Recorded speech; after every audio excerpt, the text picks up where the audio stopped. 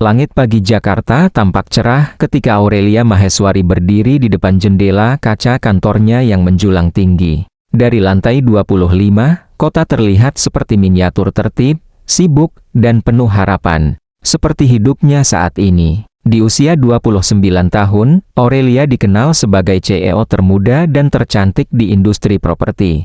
Namanya sering menghiasi sampul majalah bisnis, dengan senyum percaya diri dan sorot mata yang tegas. Banyak orang mengaguminya, sebagian iri, dan tak sedikit yang menjadikannya panutan. Pagi itu, rapat berjalan lancar. Proyek baru disetujui, saham perusahaan stabil, dan para direksi memujinya tanpa ragu. Aurelia membalas semua itu dengan senyum tenang. Bagi dunia, hidupnya terlihat sempurna, namun, tidak ada yang tahu bahwa di balik meja kerja marmer dan jas mahalnya, ada ruang kosong yang tak pernah terisi. Di laci paling bawah mejanya, Aurelia menyimpan sebuah foto lama. Foto itu sudah agak pudar, sudutnya terkelupas. Seorang gadis kecil berdiri sambil menggenggam tangan seorang anak laki-laki yang tersenyum polos. Aurelia kecil dan Arga, adiknya, sudah 15 tahun sejak hari itu. Aurelia menutup lacinya perlahan. Ia tidak pernah menceritakan kisah itu kepada siapapun di kantor. Bahkan asisten pribadinya tidak tahu bahwa sang CEO masih menyimpan luka lama yang tak pernah sembuh. Setiap tanggal yang sama, Aurelia selalu pulang lebih awal. Bukan untuk pesta, bukan untuk liburan. Ia hanya ingin duduk sendiri di apartemennya, menatap kota dari kejauhan, dan mengingat hari ketika hidupnya berubah. Ia ingat suara ibunya yang panik. Ingat keramaian, panggilan nama yang tak terjawab. Ingat bagaimana tangannya dilepaskan secara tak sengaja, dan setelah itu, sejak saat itu, Arga menghilang. Tidak ada kabar, tidak ada jejak. Banyak orang berkata Aurelia beruntung. Dari keluarga berada, pendidikan terbaik, karier cemerlang. Tapi hanya Aurelia yang tahu, semua pencapaiannya dibangun di atas janji diam-diam pada dirinya sendiri, jika suatu hari ia bertemu kembali dengan adiknya. Ia ingin menjadi seseorang yang bisa melindunginya. Sore itu, setelah pulang kerja, Aurelia turun ke lobi gedung. Di luar, hujan rintik mulai turun. Ia menolak sopir dan memilih berjalan sebentar, mencari udara segar. Di sepanjang trotoar, aroma gorengan tercium samar, bercampur dengan bau hujan. Aurelia berhenti sejenak, menatap deretan gerobak kecil yang berjajar. Entah mengapa, dadanya terasa hangat dan sesak bersamaan. Ia menggeleng pelan, lalu melangkah pergi. Aurelia tidak tahu bahwa takdir sedang berjalan ke arahnya, perlahan tapi pasti. Dan bahwa hidupnya yang tampak baik-baik saja itu, akan segera diuji dengan cara yang tak pernah ia bayangkan. Keesokan paginya, Aurelia terbangun dengan perasaan aneh yang sulit dijelaskan. Dadanya terasa berat, seolah ada sesuatu yang tertinggal dalam mimpinya semalam. Ia berdiri di depan cermin, merapikan rambutnya, lalu mencoba tersenyum seperti biasa. Namun senyum itu tak bertahan lama. Hari itu, Aurelia dijadwalkan meninjau lokasi proyek baru di kawasan lama kota. Daerah yang sudah bertahun-tahun tak ia kunjungi. Jalanannya sempit, bangunannya tua, dan suasananya jauh berbeda dari dunia yang biasa ia tinggali. Mobil berhenti karena lalu lintas mendadak padat. Aurelia menoleh keluar jendela, sedikit tidak sabar. Hujan turun rintik-rintik, membuat suasana tampak sendu. Lalu, sesuatu menarik perhatiannya. Di sisi jalan, tepat di bawah payung lusuh, seorang pemuda berdiri di balik gerobak gorengan. Bajunya sederhana, wajahnya tenang, dan tangannya bergerak cekatan melayani pembeli. Pemandangan yang biasa saja seharusnya, namun jantung Aurelia berdetak lebih cepat. Ada sesuatu dari pemuda itu yang membuatnya sulit bernapas. Entah sorot matanya, entah caranya tersenyum kecil saat menyerahkan kantong gorengan. Rasanya seperti melihat bayangan masa lalu yang selama ini terkunci rapat di hatinya. Aneh, gumam Aurelia pelan. Ia menggeleng, mencoba menepis perasaan itu. Mobil kembali melaju, meninggalkan gerobak tersebut di belakang. Namun bayangan pemuda itu terus terpatri di pikirannya sepanjang hari. Rapat demi rapat berjalan tanpa benar-benar ia dengarkan. Angka-angka di layar terasa kabur. Untuk pertama kalinya dalam bertahun-tahun, Aurelia kehilangan fokus. Sore harinya, saat meninjau lokasi proyek, sebuah keputusan mendadak diambil oleh tim lapangan. Peninjauan dipercepat karena cuaca memburuk. Aurelia diminta berjalan cepat menuju mobil. Di tengah langkah tergesa itu, kakinya terpeleset ringan di permukaan jalan yang licin. Ia hampir kehilangan keseimbangan. Awas! Sebuah tangan spontan menahan lengannya. Aurelia terkejut dan refleks menoleh. Di hadapannya berdiri seorang pemuda dengan pakaian sederhana yang basah oleh hujan. Wajah itu, wajah yang sama seperti yang ia lihat pagi tadi. "Tidak apa-apa, Mbak?" tanya pemuda itu cemas. Untuk beberapa detik, Aurelia tidak mampu menjawab. Dunia di sekelilingnya seakan menghilang. Suara hujan, keramaian, semuanya menjauh.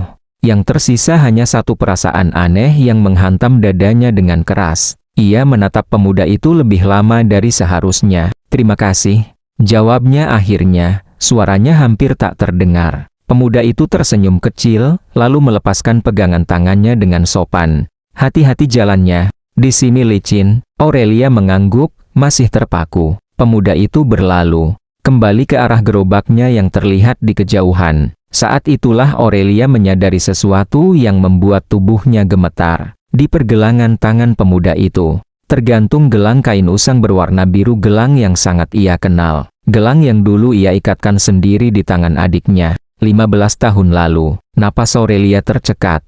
Dunia seolah berhenti berputar. "Tidak mungkin," bisiknya dengan mata berkaca-kaca. Untuk pertama kalinya dalam hidupnya sebagai CEO yang selalu tenang dan terkendali, Aurelia merasakan ketakutan yang nyata. Bukan takut kehilangan segalanya, melainkan takut jika harapan yang baru saja muncul itu hanyalah kebetulan yang menyakitkan. Dan sejak detik itu, hidup Aurelia tak lagi aman dari masa lalu. Malam itu, Aurelia duduk sendirian di apartemennya yang sunyi. Lampu kota berkelip di balik jendela besar, namun tak satu pun cahaya mampu menerangi kegelisahan di hatinya. Tangannya gemetar saat ia mengeluarkan foto lama dari tas kerjanya. Ia menatap gelang kain biru di foto itu. Sama persis. Tidak salah lagi. Selama bertahun-tahun, Aurelia melatih dirinya untuk bersikap rasional, mengandalkan data, laporan, dan angka. Tapi malam ini, semua itu runtuh oleh satu kenyataan sederhana. Hatinya mengenali adiknya lebih cepat daripada logika. "Apa benar itu kamu, Arga?" bisiknya lirih. Air mata jatuh tanpa ia sadari. Keesokan harinya, Aurelia mengambil keputusan yang tak pernah ia rencanakan. Ia menunda beberapa rapat penting dan kembali ke kawasan lama itu. Bukan sebagai CEO, bukan dengan jas mahal, melainkan sebagai seorang kakak yang kehilangan adiknya. Dari kejauhan, ia melihat gerobak gorengan yang sama. Pemuda itu berdiri di sana, melayani pembeli dengan sabar, seolah dunia tidak pernah bersikap kejam padanya. Aurelia berdiri terpaku. Setiap langkah mendekat terasa berat. Ia takut jika semua harapannya runtuh. Takut jika pemuda itu bukan Arga, atau lebih menyakitkan lagi, jika ia benar Arga, tapi tak lagi mengenalnya. Ia membeli gorengan tanpa berani menatap wajah pemuda itu. "Terima kasih, Mbak," ucap pemuda itu ramah. Suara itu, Aurelia hampir menjatuhkan kantong di tangannya. Ia ingin bertanya, ingin memanggil nama itu, namun keberanian seolah menguap. Ia memilih pergi, membawa pulang bukan hanya gorengan, tapi juga kebingungan yang menyiksa. Hari-hari berikutnya menjadi perjuangan sunyi. Aurelia mengerahkan timnya secara diam-diam. Ia menelusuri laporan lama, catatan sosial, dan arsip kawasan tersebut.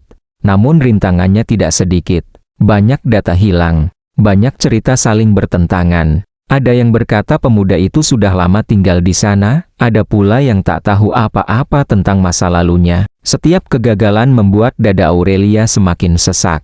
Di kantor, kinerjanya mulai dipertanyakan. Direksi melihat perubahan sikapnya. Ia menjadi mudah melamun, sering menatap kosong.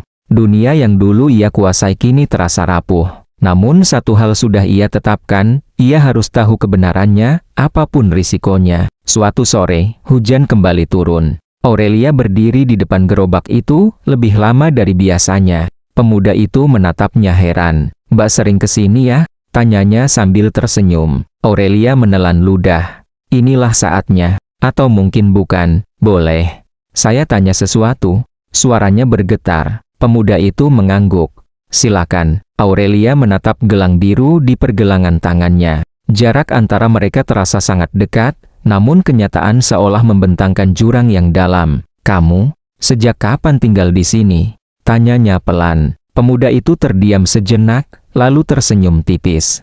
"Sejak kecil, saya tidak terlalu ingat masa sebelum itu." Jawaban itu menghantam Aurelia seperti angin dingin. Jika ia benar Arga, maka 15 tahun kenangan telah hilang darinya. Dan jika ia bukan, maka Aurelia harus siap menerima kenyataan bahwa harapannya telah menipunya. Di titik itu, Aurelia sadar, tujuan yang ia kejar bukan sekadar menemukan adiknya melainkan menghadapi kenyataan paling menyakitkan dalam hidupnya. Dan ia belum tahu bahwa usaha yang ia lakukan akan segera menemui jalan buntu. Hari demi hari berlalu, dan semua petunjuk yang Aurelia kumpulkan justru berakhir pada kebuntuan. Tidak ada dokumen yang benar-benar menghubungkan pemuda penjual gorengan itu dengan masa lalunya. Nama yang tercatat berbeda, tahun lahirnya pun tidak pasti. Seolah masa lalu pemuda itu sengaja menghilang dari dunia. Aurelia duduk di ruang kerjanya, menatap layar komputer yang penuh data tanpa makna. Untuk pertama kalinya sejak ia menjadi CEO, ia merasa benar-benar kalah. Ia sudah mencoba segalanya cara yang rapi, tenang, dan penuh perhitungan. Namun urusan hati tidak tunduk pada logika bisnis. Sementara itu, keadaan di kantor semakin sulit. Salah satu investor besar mengancam menarik dukungan karena Aurelia dianggap kehilangan fokus. Dewan direksi mulai membicarakan kemungkinan menggantinya sementara. Jika ia terus mengejar masa lalu, ia bisa kehilangan masa depan yang telah ia bangun dengan susah payah. Malam itu, Aurelia kembali ke kawasan lama. Bukan untuk mencari jawaban, melainkan untuk mengucapkan selamat tinggal pada harapannya sendiri. Gerobak gorengan itu masih ada. Pemuda itu masih di sana. Kali ini, wajahnya tampak lelah, namun senyumnya tetap ramah. Aurelia berdiri lama sebelum akhirnya mendekat. "Gorengannya seperti biasa?" tanya pemuda itu. Aurelia mengangguk pelan. Ia menerima kantong gorengan itu dengan tangan gemetar. "Aku." Suaranya tertahan. "Aku mau bilang sesuatu." Pemuda itu menatapnya, sedikit heran, namun sabar menunggu. Aurelia menarik napas panjang. Inilah pilihan terakhir yang tersisa. Bukan penyelidikan, bukan data, melainkan kejujuran. "Aku kehilangan adikku 15 tahun lalu," katanya perlahan. "Namanya Arga." Pemuda itu terdiam. Tangannya berhenti bergerak. "Aku tidak tahu apakah kamu orang yang kucari," lanjut Aurelia dengan mata berkaca-kaca, "tapi setiap kali melihatmu, hatiku selalu berkata sama." Keheningan menyelimuti mereka. Suara hujan menjadi satu-satunya pengisi ruang. Pemuda itu menunduk. Wajahnya berubah muram, seolah ada kenangan yang berusaha muncul ke permukaan, namun tak pernah benar-benar sampai. "Saya minta maaf," katanya akhirnya lirih. "Saya tidak ingat apa-apa tentang masa kecil saya. Saya hanya tahu, saya dibesarkan di sini." Kata-kata itu seperti pintu yang tertutup perlahan di hadapan Aurelia. Ia tersenyum kecil, meski hatinya runtuh. "Tidak apa-apa, terima kasih sudah mendengarkan." Aurelia berbalik pergi. Setiap langkah terasa berat. Pilihan terakhirnya telah ia ambil mengatakan kebenaran dan hasilnya adalah ketiadaan jawaban. Di titik terendah hidupnya, Aurelia harus memilih, bertahan dengan luka yang tak terjawab, atau melepaskan semuanya dan melangkah pergi. Ia tidak tahu bahwa justru saat ia menyerah, takdir mulai bergerak dengan caranya sendiri. Keesokan harinya, Aurelia menerima sebuah panggilan yang tak ia duga. Nomor itu berasal dari panti sosial tua yang pernah ia kunjungi bertahun-tahun lalu, di masa awal pencariannya. "Ibu Aurelia," suara di seberang terdengar ragu. "Kami baru saja merapikan arsip lama. Ada satu catatan yang mungkin berkaitan dengan adik ibu." Jantung Aurelia berdetak kencang. Catatan itu menyebutkan seorang anak laki-laki yang ditemukan di kawasan lama kota, memakai gelang kain biru, tanpa identitas jelas. Anak itu kemudian berpindah dari satu tempat ke tempat lain hingga akhirnya hidup mandiri. Semua potongan yang selama ini terpisah, kini menyatu dengan jelas. Aurelia tak menunda waktu. Ia kembali ke kawasan itu dengan langkah yang berbeda, bukan lagi ragu, melainkan penuh tekad. Namun kali ini, ia tidak membawa jabatan, tidak membawa masa lalu. Ia hanya membawa satu niat, menerima apapun yang akan ia temui. Gerobak gorengan itu ada di sana. Pemuda itu sedang membereskan dagangannya. "Aku boleh duduk sebentar?" tanya Aurelia lembut. Pemuda itu mengangguk. Aurelia menceritakan semuanya. Tentang foto lama, tentang gelang biru, tentang catatan yang baru ia temukan. Ia tidak memaksa, tidak menuntut.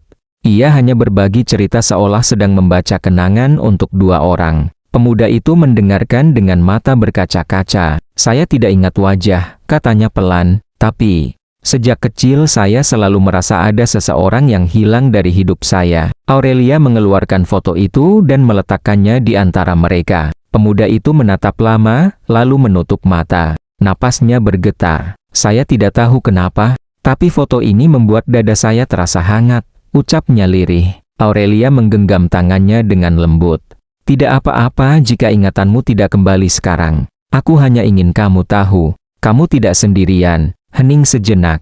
Lalu pemuda itu mengangguk pelan. "Kalau memang kamu kakakku," katanya dengan suara gemetar, "aku ingin mengenalmu." Perlahan, air mata Aurelia jatuh. Bukan karena kesedihan, melainkan kelegaan yang selama 15 tahun ia tunggu. Hari-hari berikutnya menjadi awal yang baru. Aurelia membantu tanpa memaksa. Ia tidak menarik Arga dari dunianya, melainkan berjalan di sampingnya. Perlahan, hubungan itu tumbuh hangat, jujur, dan penuh harapan. Untuk pertama kalinya, Aurelia merasa hidupnya utuh. Beberapa bulan kemudian, pagi itu terasa berbeda. Aurelia berdiri di depan cermin di apartemennya, mengenakan pakaian sederhana tanpa jas kerja, tanpa riasan berlebihan. Di tangannya, ia menggenggam 2 cangkir kopi hangat.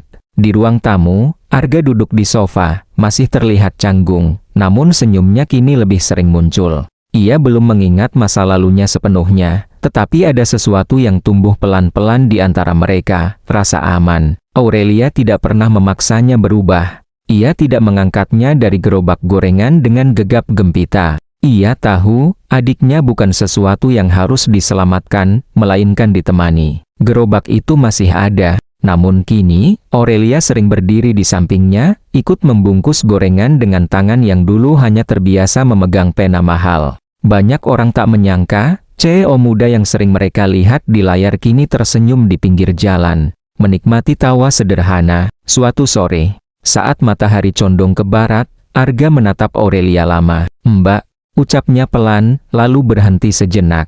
"Aku belum ingat semuanya, tapi aku tahu satu hal." Aurelia menoleh. "Sejak kamu datang, aku merasa seperti pulang." Kalimat itu membuat Aurelia menutup mata, menahan air mata yang jatuh perlahan. 15 tahun pencarian, ribuan doa yang tak terhitung, dan malam-malam panjang penuh penyesalan semuanya terbayar oleh satu kata sederhana itu, pulang. Aurelia akhirnya mengerti bahwa kehilangan tidak selalu tentang berpisah selamanya.